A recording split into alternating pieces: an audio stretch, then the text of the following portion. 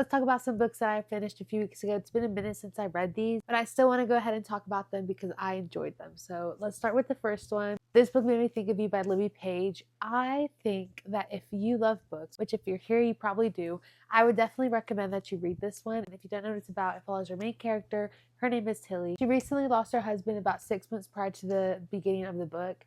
And she's really obviously depressed over this fact. And so she gets a call from her local bookstore one day and he tells her like, hey, you have a package to pick up from your husband. And she is very confused because again, her husband has been gone for 6 months. So the owner, his name is Alfie, explains to her that before her husband passed away, he picked out 12 books for her. It is a year of books that he's going to gift her, one book at the beginning of every month. And at first she's really reluctant to go pick up the book because she's just so hurt over his passing that's the last thing she wants to do is just do something that will invite more grief in. But curiosity gets the best of her and she goes and she picks up the book. And as the months go on, she realizes that her husband, Joe, picked out these books for her as a way for her to continue living life, as a way for her to accept his death, and as a way to just show her one last time how much he loved her. I cried. I cried. Okay, fine. Ugh. I cried while reading this book. I will be the first person to say I'm a very emotional person. It doesn't take much for me to cry. But when our main character literally lost her husband, oh, I'm going to be sobbing right along with her. I gave this one 5 stars. Not only is it a book for book lovers, because again, it mentions books all throughout this book. It has book recommendations in between every few chapters.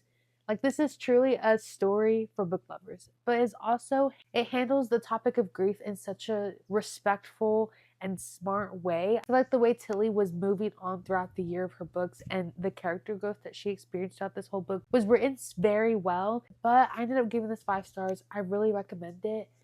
I recommend it to everybody. Literally pick up this book and have your tissues right next to you because it's an emotional one. And then next I read, or I guess I read this one before I read the last one, but we're doing this out of order. So then I read In Her Own League by Liz Tomford.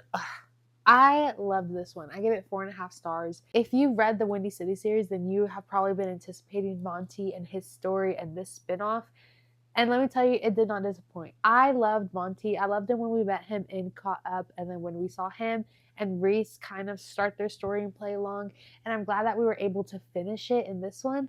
If you don't know what it's about, it follows Monty. He is the father of the female main character in Caught Up. And then Reese. She is the new first female team owner in not only the baseball league, but also in the Windy City history. And so she has a lot of pressure riding on her shoulders. She wants to show the men around her that she has what it takes to be the team owner, that just because she's a girl does not mean that she does not know baseball